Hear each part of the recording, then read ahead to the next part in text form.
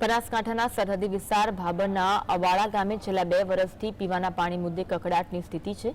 રાજકીય પક્ષોની ખેંચતાણમાં અબડા ગામના સ્થાનિક લોકો પીડાઈ રહ્યા છે। ભાબર તાલુકાના ગ્રામ્ય વિસ્તારોમાં પાણી પુરવઠા વિભાગ પાઇપલાઇનથી પાણી પહોંચાડવામાં નિષ્ફળ સાબિત થયું। અબાડા ગામની જનસંખ્યા 2000ની છે। સ્થાનિક લોકો ખેતી પશુપાલનના વ્યવસાય સાથે જોડાયેલા છે।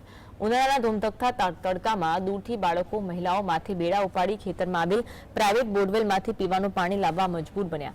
ઘર ઘર જળની વાત પોકળ સાબિત થઈ। પશુઓને પીવડાવવા માટે પણ 800 રૂપિયા ખર્ચીને પાણીનું ટેન્કર પોલાવવું પડે છે। અમારા ગામનું નામ અબાળા છે। અમારા ગામમાં પાણી આવતું નહીં। ઘરે ચકલા છે, નળ છે, પણ પાણી આવતું નહીં। પાણીની બહુ તકલીફ પડે છે।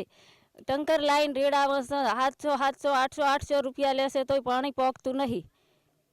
સરકારને વિનંતી છે કે અમારા ગામમાં પાણી આવવું જોઈએ। પાણી અમારા ગામમાં આવતું જ નથી, પોકતું જ નહીં પાણી। તો અમાર માલ નાવા ધોવા ચાહી લાવવાનું બધું।